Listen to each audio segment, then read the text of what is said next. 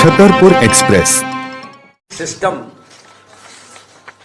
चाहे गवर्नेंस में होगा या इंडिविजुअल लोगों के लिए होगा, तो उस दिशा में आज एक ट्रांसपेरेंट सिस्टम खड़ा करने में आरटीआई एक्ट के माध्यम से भी एक बड़ी भूमिका जो देश के अंदर आज बनी, उसमें श्रद्धेय अटल बिहारी वाजपेयी ने इस बात का महत्वपूर्ण योगदान दिया। गरीबों के कल्याण के लिए, अन्न उपलब्ध कराने के लिए अटल जी की सरकार ने अंत्योदय अन्न योजना दिसंबर 2000 में शुरू की थी, क्योंकि एक विचार और एक धारा और सरकार थी, तब भी ये काम शुरू हुआ था। तो प्रधानमंत्री मोदी जी की सरकार ने 2014 के बाद, और जब कोरोना का संकट आया, तो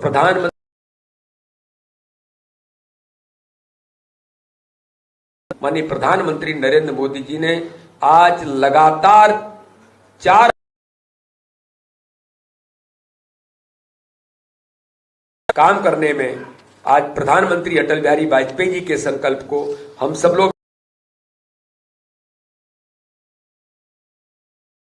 रोजगार योजना 25 दिसंबर 2001 को लागू की थी। बाद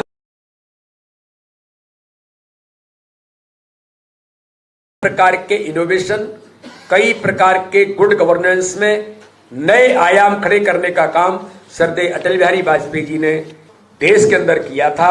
तो आइए इस पथ पर आगे बढ़ते रहने का संकल्प लें, एक ऐसे भारत का निर्माण करने के लिए मिलकर काम करें जो मजबूत आत्मनिर्भर लोगों का है। आज अटल जी को आप सबके माध्यम से याद करते हुए उन्हें मैं श्रद्धा के सुमन अर्पित करता हूं, अपना शीश नमन करता हूं, और अटल जी के कृतित्व व्यक्तित्व को आज हम सब लोग संकल्प लेकर के आगे बढ़ेंगे। इसी आशा और विश्वास के साथ मैं सभी पत्रकार मित्रों को अपनी बात समाप्त करता हूं। बहुत बहुत धन्यवाद। आज मेरा सबसे आग्रह रहेगा कि चूंकि विशेष दिन है आज, तो प्रश्न अगर सिर्फ इसी विषय पर केंद्रित रहेंगे तो बहुत अच्छा रहेगा। और कुछ हो तो जी। मोहन मंत्रिमंडल में सुराज की झलक दिखाई देगी क्या? सुशासन नजर आएगा या और आगे मजबूती नजर आएगी? मुझे ऐसा लगता है कि 3:30 बजे मंत्रिमंडल का गठन है। मुख्यमंत्री का वो विशेष अधिकार है।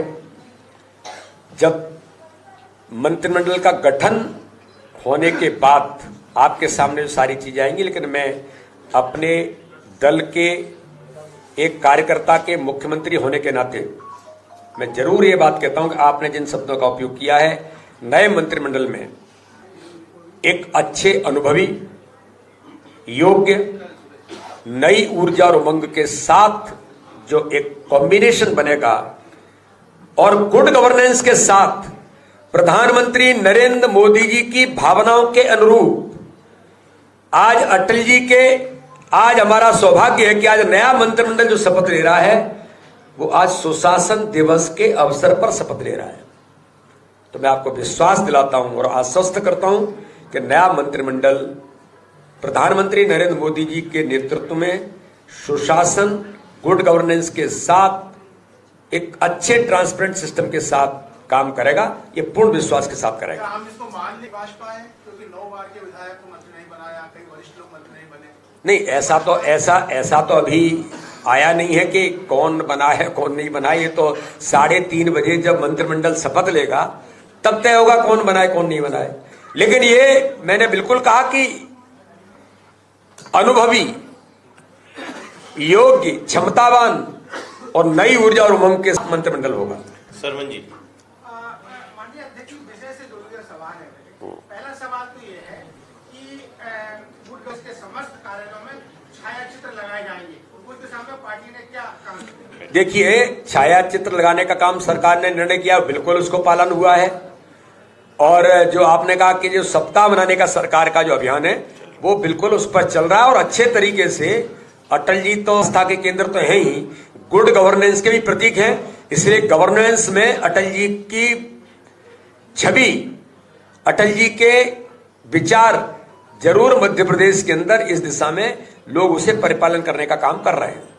एक फिल्म आ रही है, मैं अटल हूं, आप बीजेपी कार्यकर्ताओं को बोलेंगे? बिल्कुल बिल्कुल बोलेंगे भी और लोगों को दिखाएंगे भी। संजीव जी, अभी जो मंत्रिमंडल आ रहा है उसमें तमाम लोग हैं और तमाम लोग नहीं भी हैं, तो तो जो नहीं रहेंगे उनके लिए कुछ दूसरी योजना? देखिए मेरा ऐसा मानना है कि सभी 163 विधायक सब कार्यकर्ता हैं, और ये बात मैं पहले भी कह चुका हूं कि चाहे मुख्यमंत्री हो, चाहे मंत्रिमंडल हो, चाहे कुछ भी निर्णय भारतीय जनता पार्टी के अंदर होता है, कार्यकर्ताओं को उनके अनुरूप, समय के अनुरूप क्या जरूरत है, उसके अनुसार हमारा नेतृत्व निर्णय करता है। इसलिए जिस कार्यकर्ता को जो काम मिलता है, मंत्रिमंडल में जिन्हें जो काम मिलेगा वो काम करेंगे, संगठन में जिन्हें मिलेगा वो संगे, और जो काम मिलेंगे वो अपना काम करेंगे। सभी कार्यकर्ता बिना काम का, हर कार्यकर्ता के लिए काम और काम के लिए कार्यकर्ता, ये भारतीय जनता पार्टी का हमारा सिद्धांत है, उस पर हम काम करते हैं।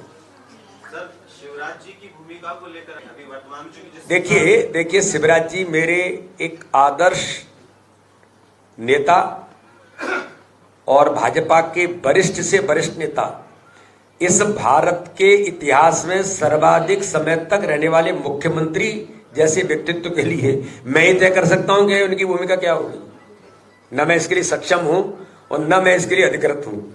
श्रद्धेय शिवराज जी हमारे वरिष्ठ नेता हैं और पूर्व मुख्यमंत्री हैं, लेकिन उनका मार्गदर्शन भारतीय जनता पार्टी को हमेशा मिला है और मिलता रहेगा, और उनके बारे में जिन्हें सोचना ये मेरा विषय तो नहीं है। कम से कम मंत्रिमंडल केंद्र से निर्धारित हुआ है पूरी तरह से। मंत्रिमंडल में केंद्र की ही छाया नजर आएगी।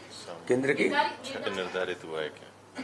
नहीं, देखिए अपने नेतृत्व से मार्गदर्शन लेना ये मुख्यमंत्री का विशेषाधिकार है, लेकिन अपने सिस्टम के अंदर ये भारतीय जनता पार्टी है। हम चुनाव लड़ रहे थे तो सामूहिक नेतृत्व पे लड़ रहे थे, हम चुनाव लड़ रहे थे टीम स्पिरिट पर लड़ रहे थे।